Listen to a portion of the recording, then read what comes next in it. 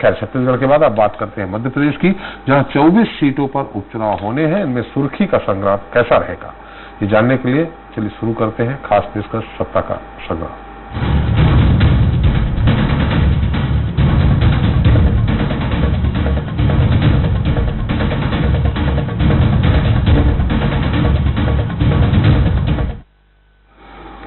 तो मध्य प्रदेश में 24 विधानसभा सीटों पर होने वाले उपचुनाव को लेकर सूबे की सियासत गरमाने लगी है। बीजेपी और कांग्रेस दोनों में घमासान तेज हो गया है।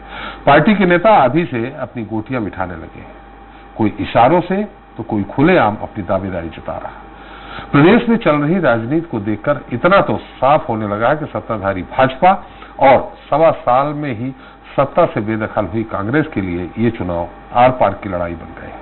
दोनों पार्टियों की अंदरूनी राजनीति भी सतह पर आने लगी है। फिलहाल हम राज्य की हर उस सीट का आपको हाल बता रहे हैं जहां उपचुनाव होने हैं, और आज हम आपको सुर्खी के हर उस सियासी समीकरण के बारे में बताएंगे जिससे काफी हद तक ये साफ हो जाएगा कि सुर्खी में होने वाला संग्राम में किस दल का पलड़ा भारी है। इस सीट पर होने वाले उपचुनाव के घमासान पर बात करें, चलिए इसके पहले देखते हैं एक रिपोर्ट। मध्य प्रदेश में जिन 24 विधानसभा सीटों पर उपचुनाव होना है, उसमें सागर जिले की सुर्खी सीट भी शामिल है। 2018 में इस विधानसभा क्षेत्र से कांग्रेस के टिकट पर गोविंद सिंह राजपूत चुनाव जीते थे और कांग्रेस की सरकार बनने पर मंत्री भी बने, लेकिन अपने नेता ज्योतिरादित्य सिंधिया की राह पर चलते हुए उन्होंने भी हाथ का साथ छोड़कर कमल ध्वज थाम लिया। हालांकि विधायकी गंवाने के बावजूद गोविंद सिंह राजपूत बीजेपी की शिवराज सरकार में मंत्री बने हैं और अब उनके सामने किसी भी सूरत में सुर्खी सीट पर जीत हासिल करने की चुनौती है। हालांकि इनकी राह बहुत ज्यादा मुश्किल नहीं है। बीते 4 चुनाव को देखें तो उसमें बतौर कांग्रेस प्रत्याशी गोविंद सिंह राजपूत को 3 बार सफलता मिली है। 2003 में गोविंद सिंह राजपूत ने बीजेपी के भूपेंद्र सिंह को 13,800 से ज्यादा मतों के अंतर से हराया, जबकि 2008 में गोविंद सिंह राजपूत ने बीजेपी के राजेंद्र सिंह को 12,400 के करीब वोटों से हराया। हालांकि 2013 में कांग्रेस के गोविंद राजपूत को बीजेपी प्रत्याशी पारुल साहू से हार का सामना जरूर करना पड़ा। दोनों ही प्रत्याशियों के बीच हार जीत का अंतर महज 141 वोट का था। वहीं 2018 के रण में कांग्रेस के गोविंद सिंह राजपूत ने बीजेपी के सुधीर यादव को 21,000 से भी ज्यादा मतों के अंतर से मात दी। लगभग 1,90,000 मतदाताओं वाली इस सीट पर कोई खास जातीय समीकरण असरदार नहीं होता है। प्रत्याशी जीत में यहाँ के सभी वर्ग के मतदाताओं का योगदान रहता है। क्षेत्र की बड़ी समस्याओं पर नजर डालें तो जेसी नगर बिलहरा में पानी की समस्या है, उद्योग के अभाव होने पर रोजगार के पर्याप्त साधन नहीं है, कृषि के लिए संसाधनों की कमी है, स्वास्थ्य सेवाओं में कोई बड़ा सुधार नहीं हुआ है, भारी भरकम बिजली बिल से किसान और आमजन परेशान है। इसके साथ ही कानून व्यवस्था भी लचर है। अब ऐसी में चुनाव की बाजी कांग्रेस और बीजेपी में से कौन अपने नाम करता है, देखना अहम होगा। Bureau report, Swaraj express. तो सुर्खी में उपचुनाव का संग्राम कैसे रहेगा, इस पर बात करने के लिए हमारे साथ एक बार फिर स्टूडियो मौजूद है वरिष्ठ पत्रकार। सुर्खी से लाइव जुड़े हैं हमारे सहयोगी अजय दुबे जी हैं। उसके साथ ही बात होगी बीजेपी और कांग्रेस के संभावित प्रत्याशियों से भी। सबसे पहले अजय जी, आपसे ही सवाल है, कैसा रहेगा संग्राम? हालांकि लंबे समय से 1998 से कांग्रेस के प्रत्याशी गोविंद राजपूत होते आए हैं। ऐसे में दूसरे कांग्रेस के नेता वहां उठ नहीं पाए, लेकिन दावेदार तो होंगे ही कुछ न कुछ। लेकिन सवाल ये भी है कि गोविंद राजपूत जी लगातार चुनाव जीते रहे। एक चुनाव जो हारा, एक 1998 में हारे, वो 2013 में हारे तो मात्र 141 वोटों से हारे, 193 वोटों से उसके पहले हारे। तो उनकी लोकप्रियता है अपनी जगह। साथ में शिवराज जी हैं, सिंधिया जी हैं। कांग्रेस के पास अभी वो चेहरा नहीं है जिसको लगता कोई जिताऊ चेहरा हो। ऐसे स्थिति में कैसा रहेगा सुर्खी का संग्राम? जी त्रिपाठी जी, आपको बताना चाहता हूँ जी कि पिछले 6 चुनाव में जी 3 भारतीय जनता पार्टी ने जीते हैं और 3 कांग्रेस ने जीते जी, और 5 चुनाव में लगातार गोविंद राजपूत ही कांग्रेस के प्रत्याशी रहे। हाँ, और 5 चुनाव में से 3 चुनाव गोविंद राजपूत ने जीते और 2 चुनाव बहुत ही कम मार्जिन से आ रहे हैं। ये तो हम बता चुके हैं। हम संग्राम के बारे में पूछ रहे हैं कि आगे कैसा होगा। हिस्ट्री बताया जा चुका है। जी त्रिपाठी जी, आगे भी अभी कांग्रेस में कोई पिछले 20 साल से गोविंद राजपूत उस सीट के दावेदार रहे तो कोई दूसरा नेता तो भर के सामने आ नहीं पाया। जी, इसलिए अभी कांग्रेस को लोग तो अपने प्रत्याशियों की तलाश कर रहे हैं। मेरी अगर बात हुई जिलाध्यक्ष नरेश जैन से, तो उन्होंने बोला कि हमारी पार्टी अभी सर्वे कर रही है और सर्वे के बाद हम अपना प्रत्याशी के बारे में जैसा हाईकमान निर्णय लेगा उस हिसाब से हम लोग काम करें जी। जबकि भारतीय जनता पार्टी के पास एक सशक्त उम्मीदवार गोविंद राजपूत है और यहीं पर भूपेंद्र सिंह से जो एक मैनेजमेंट के मास्टर माने जाते हैं उनको सुर्खी चुनाव का प्रभारी बनाया गया है। आज भी लगातार मंडलों की बैठक, जैसी नगर, सुर्खी, राहतगढ़, पूरी इनकी लगातार 3 दिन से बैठक चल रही है। आज भी शाम के 5 बजे तक बैठक चली है। तो निश्चित रूप से भारतीय जनता पार्टी का सपोर्ट तो साथ ही रहेगा ही और गोविंद राजपूत की एक पर्सनल टीम भी है। और जैसा कि गोविंद राजपूत ने बताया कि 4000 कांग्रेस के कार्यकर्ता और पदाधिकारी भारतीय जनता पार्टी ज्वाइन कर चुके हैं, कर सकते हैं, यहाँ कर चुके हैं। अभी तक 4000 कार्यकर्ता और ऑफिस बेयर पदाधिकारी कांग्रेस छोड़कर भारतीय जनता पार्टी में आ चुके हैं। जी, एक सवाल जी, अब अजय जी, अग्निहोत्री जी भी सवाल करना चाहते हैं, लेकिन एक सवाल पहले हमारा है। देखिए, भूपेंद्र सिंह जी ने 1998 में गोविंद राजपूत को हराया। गोविंद राजपूत ने उसके बाद वो 2003 में उनसे चुनाव जीत लिया। अब ऐसी स्थिति में दोनों लोगों का सामंजस्य कैसा है? भूपेंद्र सिंह माने एक दूसरे से राजनीतिक धुर विरोधी रहे हैं, अब एक पार्टी है वो अलग है, तो उनका सामंजस्य कैसा है? और जो दल बदल हुआ है उसके बारे में जनता क्या सोच रही? अगर भूपेंद्र सिंह जी की बात की जाए जी, तो उनको इस चुनाव की कमान उन्हीं को दी गई है जी, और वो इस मामले में काफी मास्टर आदमी। आज मैं देख रहा हूं कि पिछले 1 हफ्ते से भूपेंद्र सिंह जी लगातार सक्रिय है। पूरी मंडल की बैठक, जिलाध्यक्ष है गौरव सचौटिया, सब लोग बैठ के इन लोगों ने लगातार भूपेंद्र सिंह देख रहे हैं और क्षेत्र में गोविंद राजपूत लगातार अपना चुनाव प्रचार कर रहे हैं। तो 2 लोग पैरेलल काम कर रहे हैं। एक तरफ भूपेंद्र सिंह अपनी टीम के साथ अलग काम कर रहे हैं और दूसरा गोविंद सिंह अपनी एक अलग तरीके से चुनाव प्रचार कर रहे हैं। तो भूपेंद्र सिंह और गोविंद सिंह की बहुत अच्छी ट्यूनिंग है और पूरी की पूरी जिम्मेदारी भूपेंद्र सिंह के सर पर ही डाली गई है, उन्हीं को प्रभारी बनाया गया वहां। और जहां तक जनता की बात है तो जनता में ऐसा कोई आक्रोश अभी सामने नहीं आया है या विरोधी पार्टी अभी तक ऐसा कोई माहौल बना नहीं पाई है। चलिए, अग्निहोत्री जी एक सवाल करना चाह रहे हैं आपसे। अग्निहोत्री जी, दुबे जी, इस उपचुनाव का पूरा दारोमदार इस बात पर निर्भर करता है कि गोविंद सिंह राजपूत कितना वहां के मतदाताओं को ये समझा पाएंगे। क्योंकि एक मिनट अग्निहोत्री जी, अजय जी, आपको हमारे साथ पूर्व गृह मंत्री भूपेंद्र सिंह जी ही हमारे साथ दूरभाष से जुड़ गए। भूपेंद्र सिंह जी, एसपी त्रिपाठी बोल रहा हूँ, बहुत बहुत स्वागत है हमारे खास कार्यक्रम में। जी त्रिपाठी। अभी हमारे जो ब्यूरो चीफ है वहाँ अजय दुबे जी फोन पे में हैं। उन्होंने कहा कि आपका और गोविंद राजपूत जी हालांकि चुनाव लड़ते रहे, कहा जाता है राजनीतिक धुर विरोधी रहे हैं, लेकिन अब आपकी पार्टी में वो आ गए हैं तो बहुत अच्छा सामंजस्य चल रहा है। तो ऐसी स्थिति में एक सवाल यहाँ ये भी खड़ा हो रहा है कि जनता जो दल बदल किया है, उन्होंने कांग्रेस से जीत के पहुंचे थे, उस पे थोड़ा कहीं न कहीं जनता के रिएक्शन भी आ रहे हैं जो अनुकूल नहीं है। देखिए त्रिपाठी जी, ये जो चुनाव है जी, ये चुनाव भारतीय जनता पार्टी लड़ेगी जी, प्रत्याशी गोविंद सिंह जी ही होंगे जी, पर भारतीय जनता पार्टी में प्रत्याशी महत्वपूर्ण नहीं होता, पार्टी महत्वपूर्ण होती है जी, और इसलिए भारतीय जनता पार्टी चुनाव लड़ेगी और भारतीय जनता पार्टी चुनाव जीतेगी। जी, चलिए, भाजपा जीतेगी ये तो उम्मीद की जा रही है पूरी तरह से। क्या आपका चुनाव प्रचार चालू हो गया है क्या? हाँ, निश्चित चुनाव प्रचार चालू हो गया, काफी दिन पहले हो गया है जी।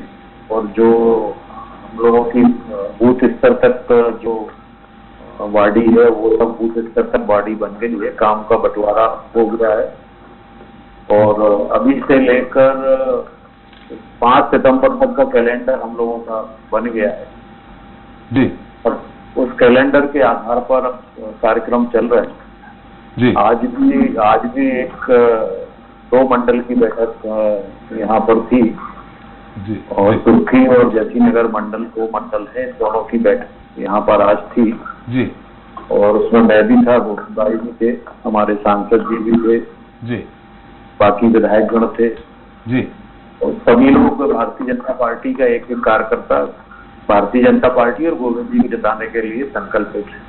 भूपेंद्र सिंह जी हमारे साथ जो कांग्रेस के प्रभारी हैं सुर्खी के लखन घनघोरिया जी, पूर्व मंत्री, वो भी जुड़ गए हैं।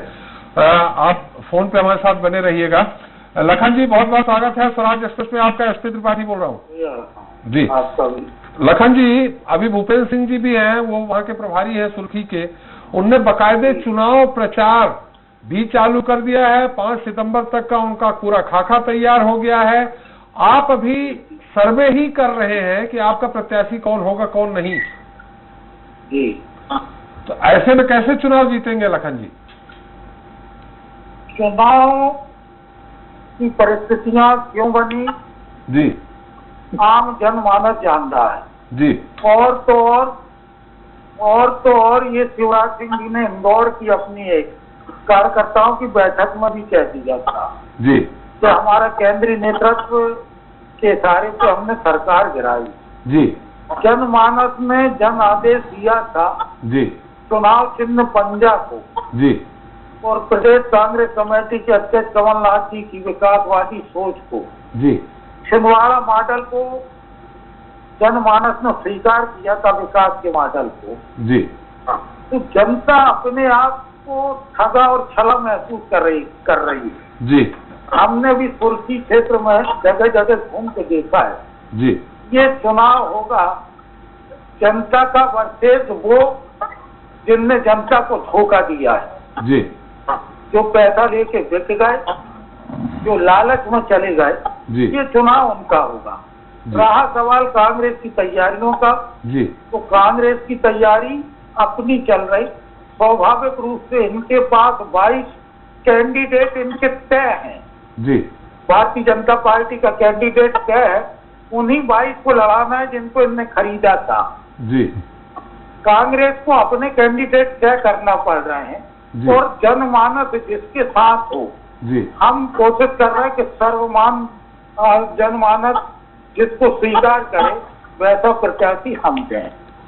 और इसमें स्वाभाविक रूप से देर तो लगती है, लेकिन वातावरण पूरा कांग्रेस का हर एक कार्यकर्ता जी, जो ये महसूस कर रहे थे कि बड़ी तादाद में इनके साथ जाएगा, जी, वो इनके साथ ना जाके बल्कि इनसे बदला लेने के लिए उद्देलित है। और भारतीय जनता पार्टी का कार्यकर्ता इनको स्वीकार नहीं कर पा रहा दिल से। बहुत स्पष्ट जी। है। और वर्तमान परिदृश्य सामने है, जी। कोरोना की महामारी। लखन जी थोड़ा सा रोकेंगे, क्योंकि आपने बहुत सारी बातें कहती हैं, भूपेंद्र सिंह जी सुन रहे हैं, वो भी बहुत वरिष्ठ मंत्री।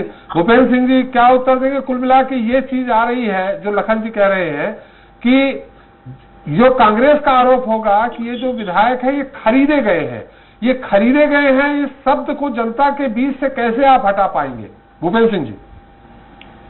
देखिए त्रिपाठी जी, आप इस बात को ठीक ढंग से समझते हैं जी।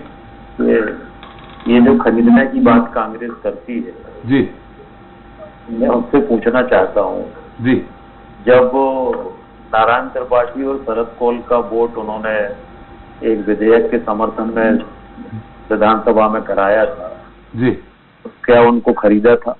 जी, फिर खरीदने की अगर बात करें जी, तो बाकी भी जिस तरह से जो प्रयास हुए थे, जी, क्या महाराष्ट्र में सरकार बनी कांग्रेस की, तो क्या खरीद के सरकार बनी है? वहां पर कांग्रेस लोगों ने क्या पैसा लिया है? जी, और ये लोग इनके साथ छोड़कर गए हैं।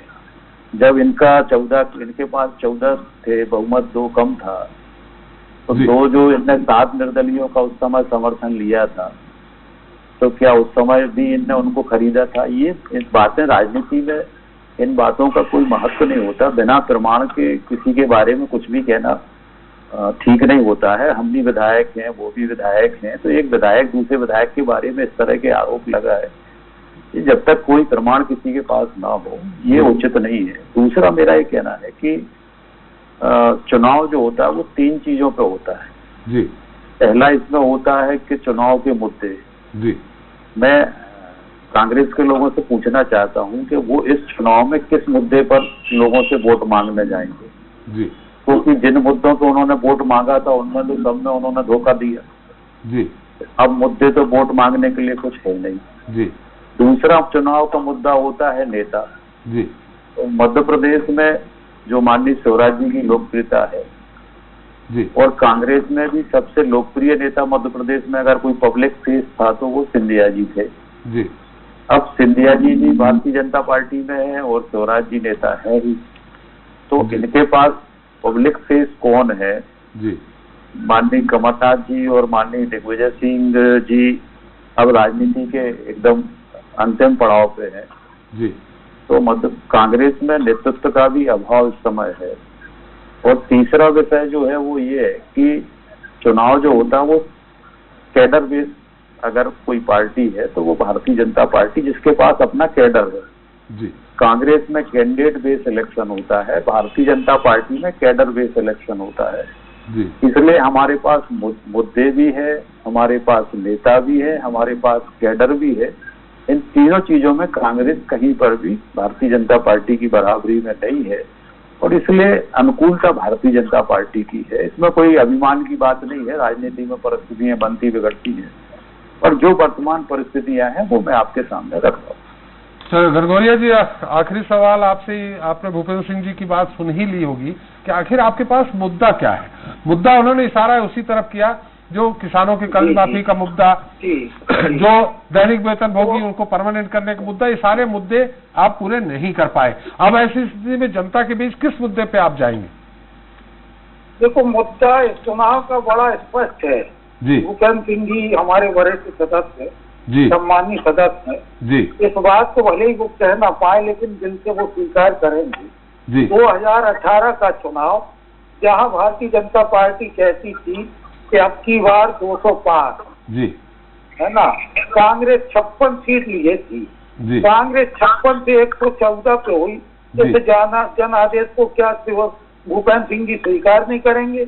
यदि आपका चेहरा चमत्कारिक आकर्षक था तो फिर 56 से कांग्रेस 114 कैसे हो गई और आप 200 पार की बात करने वाले 160 पे कैसे आ गए? उस सिंधिया जी का भी उसमें सहयोग था गरगौरिया जी। ये नकारा, ये पब्लिक ने आपके नेतृत्व को नकारा था। हमने कहा था वक्त है बदलाव का, पब्लिक ने स्वीकार किया। हमने छिंदवाड़ा अपना विकास मॉडल पेश किया, पब्लिक ने स्वीकार किया। पब्लिक ने हमको जनादेश दिया। आज 15 महीना बनाम 15 साल के फिर चुनाव होगा। हमारा नेता पिछले 2018 में भी हम कमलनाथ जी के नेतृत्व में चुनाव लड़े थे, प्रदेश अध्यक्ष वो थे। हमारा चुनाव चिन्ह सिंबॉलिक पंजा था, लोगों ने पंजा को वोट दी, कमलनाथ जी का चेहरा देखा है ना। इन परिस्थिति में हमारा नेता भी तय है, हमारे मुद्दे भी तय है। आपने छलावा करके, आपने छल करके ये सत्ता को हथियाया है, इसलिए जनमानस अपने आप को छला हुआ महसूस कर रहा। 2018 से लेके आज तक की परिस्थिति आपके उरूज की नहीं है, उठाव की, आपके डाउन होने की परिस्थिति है। कोरोना ने आपकी नाकामी को और उजागर कर दिया और आपके सत्ता मोह को, सत्ता के लोग को उजागर कर दिया। हमारे पास मुद्दे हैं, 15 महीना बनाम 15 साल। हमने सारे माफियाओं को 15 महीने में अंकुश लगाने का जो प्रयास किया, जनमानस ने स्वीकार किया। हमने किसानों के 1 लाख तक के कर्ज माफ किए हैं।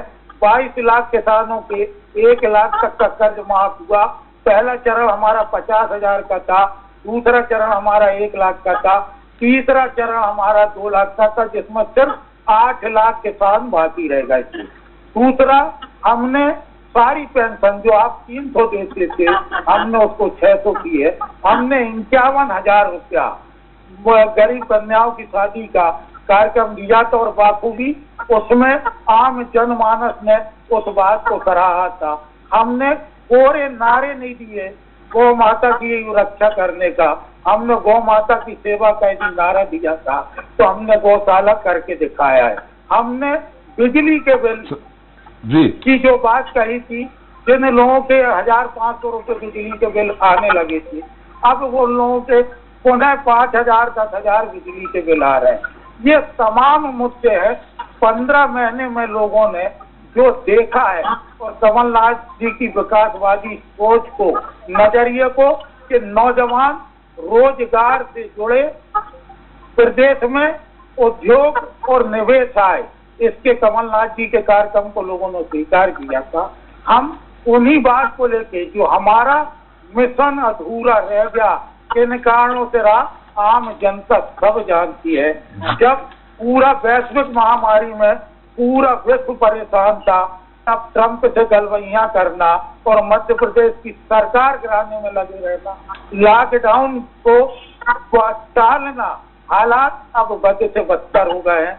मजदूर कितना तड़पा है, मजदूर कैसे रह रहा है, लखन जी, मजदूर की बददुआएं क्या है, ये सब सामने है। लखन जी, सारे मुद्दे हमारे चुनाव के हैं। लखन जी, भूपेंद्र जी ने एक और कहा था कि प्रमाण के बिना नहीं आरोप लगाना चाहिए। माननीय पूर्व सदस्य हैं वो सभी लोग। ये जिस चार्टर प्लान से जी, ये पूरे के पूरे 22 विधायक गुड़गांव से बेंगलोर रिसोर्ट में शिफ्ट हुए थे, उस चार्टर प्लान की जो रसीद है वो भारतीय जनता पार्टी के एक नेता के नाम पे है। और खुद ब खुद सबने देखा है कि चाहे उमाशंकर गुप्ता जी हो, चाहे सुदर्शन गुप्ता जी हो, बेंगलोर के उस रिसोर्ट में कर क्या रही जी, ये सारी चीजें प्रमाणिक हैं। चलिए, सब प्रमाणिक है। इनका कार्यकर्ता इस प्रमाण को स्वीकार कर रहा भारतीय जनता पार्टी का, इसलिए इनको स्वीकार नहीं कर रहा है कैंडिडेट के रूप में। ये भूपेंद्र जी भी इस बात को बाखूबी अच्छे से जानते हैं। बहुत सी ऐसे मसले हैं जो भले ही हम ओपनली ना कहें, लेकिन दिल से इनको स्वीकार करना पड़ेगा। कैंडिडेट कब तक ढूंढ लेंगे लखन जी? कैंडिडेट कब तक ढूंढ लेंगे? कैंडिडेट हमारी कोशिश पूरी जारी है, और चुनाव तो आने दीजिए। चुनाव के समर में हम आपको दिखाएंगे, हम इनसे 20 रहेंगे और 20 सीट जीत के आएंगे। चलिए लखन जी, एक मिनट, भूपेंद्र जी आप कुछ कहेंगे अंतिम लखन जी के सवालों पे? मेरा यही कहना है कि ये सारी बातें अगर सिंधिया जी को समझाई होती तो सरकार ही नहीं गिरती। ये सारी बातें सिंधिया जी को समझाना थी, हम लोगों को तो या जनता को तो इससे कोई मतलब है नहीं, और इसलिए इन सब बातों का कोई मतलब नहीं रह गया। चुनाव सामने है, चुनाव में स्पष्ट हो जाएगा। तो चलिए, तो आपके भैया नाक दूर ना हथिया सामने आ जाएगा। क्या लखन जी, क्या कह रहे हैं आप? हमने भूपेंद्र भैया को बोल रहा है नाक दूर ना हथिया, हाँ, है ना। और कितने दिन सिंधिया जी इनके पास सहज रहेंगे, असहजता सामने आएगी, और कितने दिन भारतीय जनता पार्टी के लोग उनकी सामंतवादी सोच को स्वीकार कर पाएंगे, ये भी सब सामने आएगा। अभी तो सिंधिया जी का हम ये नहीं कहते कि 1857 की जो कविता सुभद्रा बाई चौहान ने लिखी है, शिवराज सिंह जी ने गाई थी, वो सारी चीजें हैं, और वो सारी चीजें उनकी छवि को कितनी निखारती हैं, ये भूपेंद्र सिंह जी खुद जानते। शिवराज सिंह जी ने अपने मंचों से कहा इनके पवैया जी और विरोधी हैं सिंधिया जी के, या तो पवैया जी गलत है या शिवराज सिंह जी गलत है। किसी चीज को ये कहेंगे कभी जवान से इनको स्वीकार करना पड़ेगा। लखन जी, अब सिंधिया जी का क्या होगा ये अलग मुद्दा है, लेकिन सरकार तो आपकी उन्हें गिरा ही दी, और वो कह रहे हैं कि उनके पास है ना, उसी बात को तो लेके पब्लिक में जाएंगे कि आपने किसके कहने पे, किसके आदेश से गिराई, ये तो आप खुद भी कह चुके जी। लेकिन उनके पास कैंडिडेट भी है, कैडर भी है, सब कुछ चल रहा है, आप अभी कैंडिडेट ही ढूंढ रहे हैं। सबसे बड़ी दिक्कत तो ये है।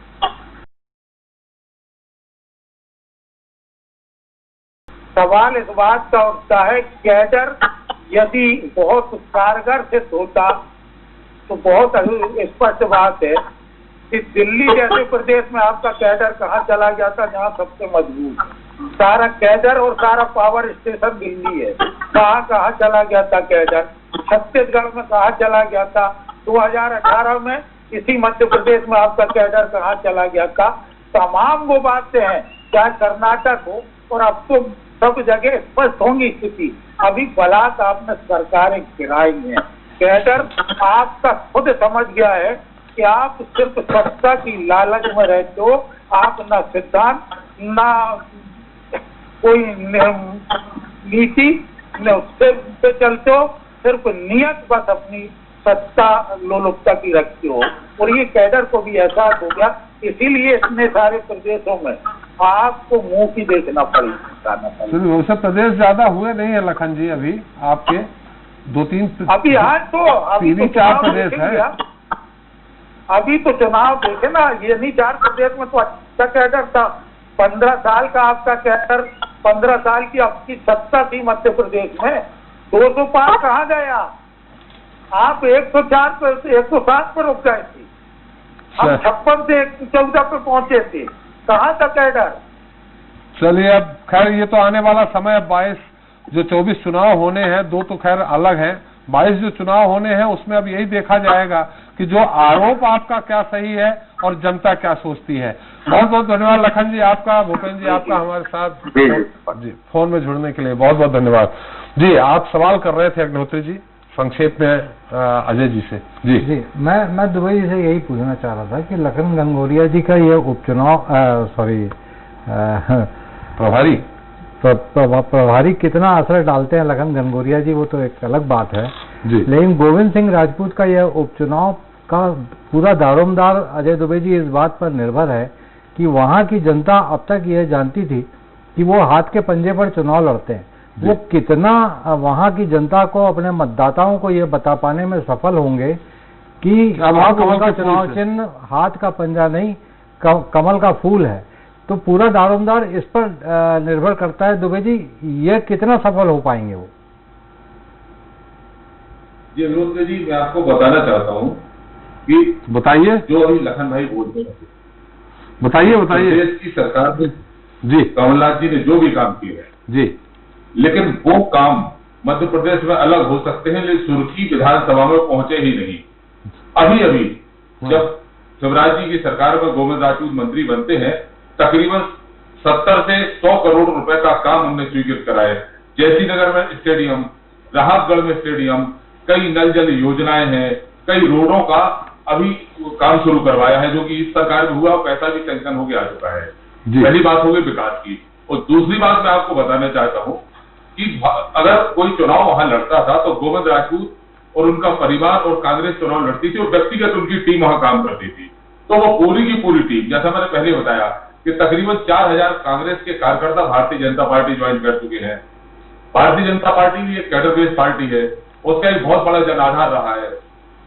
अगर देखा जाए लोकसभा चुनाव की बात, तो लोकसभा चुनाव में जब गोविंद राजपूत लक्ष्मीनारायण यादव के खिलाफ चुनाव लड़ते हैं तो पूरे हर विधानसभा में चुनाव भारतीय जनता पार्टी जबरदस्त लीड लेती है, लेकिन सुर्खी में गोविंद राजपूत 5000 वोटों से ज्यादा से आगे रहते हैं। तो निश्चित रूप से गोविंद राजपूत का प्रभाव है, उसको कम करने के लिए अब लखन भाई क्या करेंगे ये अलग बात है।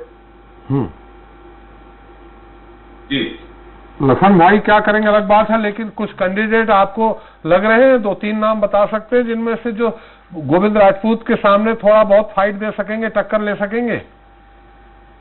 तो पहले जी लखन भाई भी नहीं बता पाए। हमने जिलाध्यक्ष नरेश जैन जैसी बात की थी, अनु भाई आप अपने प्रत्याशियों में 1-2 संभावित प्रत्याशी तो बताइए कौन हो सकते हैं। तो उन्होंने भी बात को टाल दिया कि अभी सर्वे चल रहा है और हमारे प्रभारी लखन घनघोरिया जी भी हैं, वो इस बारे में ज्यादा जानकारी दे पाएंगे। दुबे जी, उनको उड़ते नामों की अगर चर्चा की जाए, जी हाँ बोलिए। तो संतोष पांडे हैं, संतोष पांडे हैं, पूर्व उप महापौर रहे हैं, सहकारी बैंक के अध्यक्ष रहे थे अभी। कमलेश साहू हैं, वह संतोष साहू के छोटे भाई हैं। ऐसे 2-3 नामों की चर्चा हवा में तैर रही है, लेकिन अपन इस पर मोहर लगाए यह भी उचित नहीं होगा। क्या आप क्या कह रहे थे? नहीं, वो उन्होंने बता दिया कि कौन कौन से नाम है। मैं यही पूछना चाह रहा था कि आखिर वहाँ राजनीतिक तौर पे कोई तो नाम होंगे जो तैर रहे होंगे कि ये संभावित प्रत्याशी हो सकते हैं, वो दुबे जी ने बता दिया। गोविंद राजपूत जी के कांग्रेस में रहते हुए कौन विरोधी थे? जितने विरोधी थे वो साथ हैं। जो भी विरोधी थे वो जो भी चुनाव हारे, जैसे भूपेंद्र सिंह जी विरोधी रहे, एक चुनाव जीते, एक चुनाव हारे। पारुल साहू विरोधी रही, एक चुनाव हार गई। तुर्की से लक्ष्मीनारायण यादव या उनके लड़के सुधीर यादव हो, ये सारे लोग विरोधी थे, लेकिन ये सारे के सारे लोग भारतीय जनता पार्टी में और खुल के काम कर रहे हैं। जैसा भी अभी भूपेंद्र भाई पारुल साहू जी पहुंची नहीं उनके किसी बैठक में, मीटिंग में? पारुल साहू जैसा कि भारतीय जनता पार्टी के लोग बोल रहे हैं कि हमारे साथ है और क्षेत्र में भारतीय जनता पार्टी के लिए काम कर रही है। आपको क्या लगा कर रही है काम? देखो एक दूसरा नाम और त्रिपाठी जी आपको कहूं, मैंने कमलेश साहू का जो नाम लिया था अभी आपके सामने, हाँ हाँ कमलेश साहू पारुल साहू के रियल चाचा है। हाँ। अगर कांग्रेस कमलेश साहू को प्रत्याशी बनाती है तो निश्चित रूप से पारुल साहू की भूमिका संगठन में क्या तय होती है, ये महत्वपूर्ण बात रहेगी। चलो, अगर बनाते हैं तो रियल चाचा को रील जरूर उपलब्ध कराएंगे वो निश्चित तौर पे। लेकिन पारुल साहू का अपना कोई जनाधार है वहां तो बीजेपी जीती थी मुझे जो लगता है। क्या भारतीय जनता, हम आपको यही बताना चाहें, भारतीय जनता पार्टी एक कैडर बेस्ड पार्टी है और उसका एक अपना पर्सनल जनाधार है। और गोविंद राजपूत अपनी मेहनत करके भारतीय जनता पार्टी के खिलाफ भारी वोटों से जीत के आए थे। चलिए, बहुत बहुत धन्यवाद दुबे जी आपका, अग्निहोत्री जी आपका। आपको कोई टिप्पणी तो नहीं करनी, समय बहुत ज्यादा हो गया। बहुत बहुत आपका भी धन्यवाद हमारे साथ चर्चा में शरीक होने के लिए। तो बीजेपी में शामिल होकर विधायकी गंवाने वाले गोविंद सिंह राजपूत शिवराज सरकार में भी मंत्री बन गए हैं। ऐसे में मंत्री बने रहने के लिए उनका चुनाव लड़कर जीत हासिल करना बहुत जरूरी है। हालांकि मौजूदा समय में सुर्खी के जो सियासी समीकरण है वो बीजेपी के पक्ष में है, लिहाजा गोविंद सिंह राजपूत की जीत की राह बहुत ज्यादा मुश्किल नहीं लग रही। वहीं कांग्रेस के पास उपचुनाव में सिर्फ एक ही बड़ा मुद्दा है, दल बदल हुआ है। इसके अलावा कोई ऐसी बड़ी बात नहीं है जिसके दम पर कांग्रेस सुर्खी में अपनी जीत का दावा करे। खैर, अब सब कुछ मतदाताओं के ऊपर है। देखते हैं उपचुनाव में सुर्खी की जनता किसे अपना सिरमौर चलती है। इसी के साथ जनता आगे जवाब देता है। फिर हाजिर होंगे नए मुद्दे नए सवालों के साथ। नमस्कार।